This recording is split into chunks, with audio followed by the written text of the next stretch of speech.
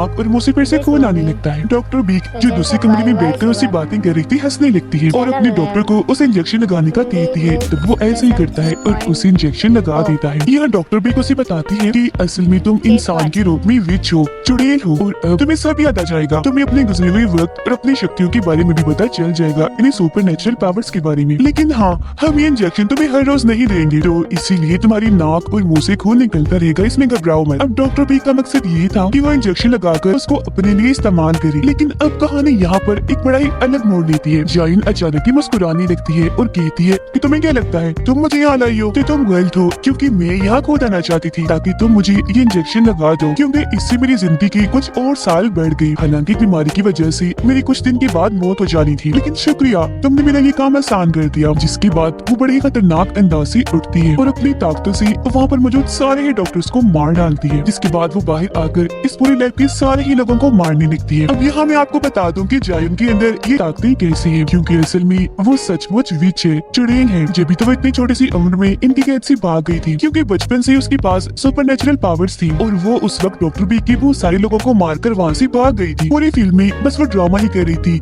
असल में उसे अपना गुजरा हुआ वक्त सारा का सारा याद था और सिंगिंग कॉम्पिटिशन में हिस्सा उसने इसलिए नहीं लिया था कि उसकी फैमिली को पैसों की जरूरत है, बल्कि इसलिए लिया था ताकि वो डॉक्टर बी तक पहुँच सके। और ये सारा उसका प्लान था। उसका जादू करना, नोबलमैन से मिलना, अगवा होना, सब इसमें शामिल था। प्लान के मुताबिक यहाँ पर आकर वो सबको मार डालती है अपना बदला लेने के लिए। और फिर डॉक्टर बी की टांग में गोली मारती है और कहती है कि तुमने कैसे सोच लिया मैं तुम्हें भूल गई। मैं तुम्हें और उस दिन को कैसे भूल सकती हूँ जब तुमने मुझे दर्द दिया था, जिसमें हर रोज मैं तड़पा करती थी। वो उसे एक और गोली मारती है कि तभी यहाँ पर नोबलमैन आ जाता है जो जायुन पर गन पॉइंट कर देता है। अब नोबलमैन भी जायुन जैसा एक बच्चा था जिसे डॉक्टर बिक ने अपने पास अगवा किया था, लेकिन उसके पास जायुन जैसी शक्तियाँ नहीं थी। यही वजह थी कि जायुन से वो जलता था, उसके पीछे पड़ा हुआ था। तभी इधर डॉक्टर बीक का साथी आता है जायुन के पास और उसे डॉक्टर बीक की इस साथी की हैवानियत के बारे में भी याद आ जाता है कि कितना बेरहम है। उस रात इसने मेरे साथ बहुत गलत किया था। इससे पहले कि वो उस पर हमला करता, जायुन उसे पकड़ लेती है और काफी बुरी तरह मारती है। वो उसके जिस्म को काफी मरोड़ती है, उसकी हड्डियां तोड़ देती है, जिससे आखिरकार उसकी मौत हो जाती है। अब सिर्फ दो लोग बचते हैं,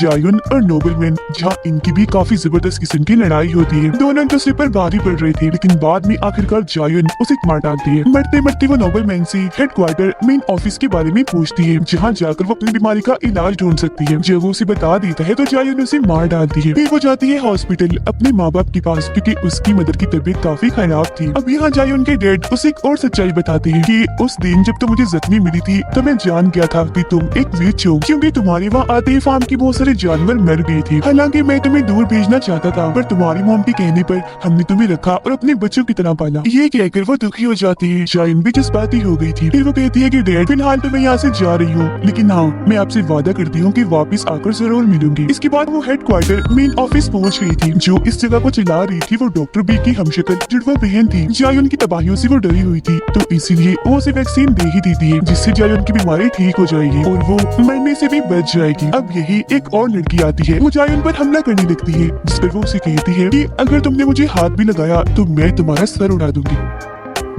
इसके बाद ये सीन यहाँ से शिफ्ट होकर आता है एक छोटी बच्ची पर, जो जायुन जैसे ही दिख रही थी और खून में लथपथ थी। वो एक अनजान जगह पे खड़ी हुई थी। यहीं पर हम बहुत सारे मरे हुए जानवरों को देखते हैं, जिन्हें और किसी ने नहीं बल्कि इसी बच्चे ने मारा था। तो ये हम समझ पाते हैं कि ये भी विच है और इसके पास भी सुपरनेचुरल पावर्स हैं। ये पहले इंसान ही थी, जिसके बाद पहले इसे म्यूटेंट बनाया, फिर इसमें कुछ तब्दीलियां करके विच बना दिया गया। इस बच्चे को सभी आर्क 1 के नाम से जानते हैं। यही आर्क 1 को अपनी मोम की आवाजें आने लगती है, जो कि उसे बुला रही थी। वो भी वहाँ खड़ी ही थी कि तभी एक डॉग आकर अचानक से उस पर हमला कर देता है। जिसके बाद ये सीन यहाँ पर कट हो जाता है और हम कुछ वक्त पहले की कहानी देखते हैं, जहाँ हम एक बस में दो स्कूल की लड़कियों को देखते हैं। हेडफोन वाली लड़की अपनी दोस्त को कहती है कि मैं प्रेग्नेंट हूँ, यानी कि मैं माँ बनने वाली हूँ, पर हाँ तुम ये बात किसी को भी मत बताना, राज रखना। ड्राइवर एक अनजान सड़क पर गाड़ी को मोड़ लेता है। तभी कुछ मास्क पहने हुए लोग बस के अंदर घुस आए थे और उन्होंने हर तरफ जहरीली गैस फैला दी थी, जिससे उस प्रेग्नेंट लड़की समेत सारे ही लोग बेहोश हो जाते हैं। मास्क पहने लोग उस लड़की को उठाकर अपने साथ ले जाते हैं और जब उसे होश आती है तो वो खुद को डॉक्टर बी के सामने पाती है। यहाँ पर खबरों में इस लड़की की बस के बारे में बताया जा रहा था कि बस एक खाई में गिर गई है, जिस वजह से इसमें मौजूद सारे के सारे लोग मारे गए हैं। ये देखकर उस लड़की को काफी दुख होता है। वो फिर डॉक्टर बी से पूछती है कि आखिर मैं यहाँ पर क्यों हूँ और मैं माँ बनने वाली हूँ, तो प्लीज मुझे यहाँ से जाने दिया जाए। जिस सुनकर डॉक्टर बी कहती है कि हाँ मैं जानती हूँ तुम माँ बनने वाली हो, और वो भी एक नहीं 2 बच्चों की, इन जुड़वा बच्चों की। और उन बच्चों को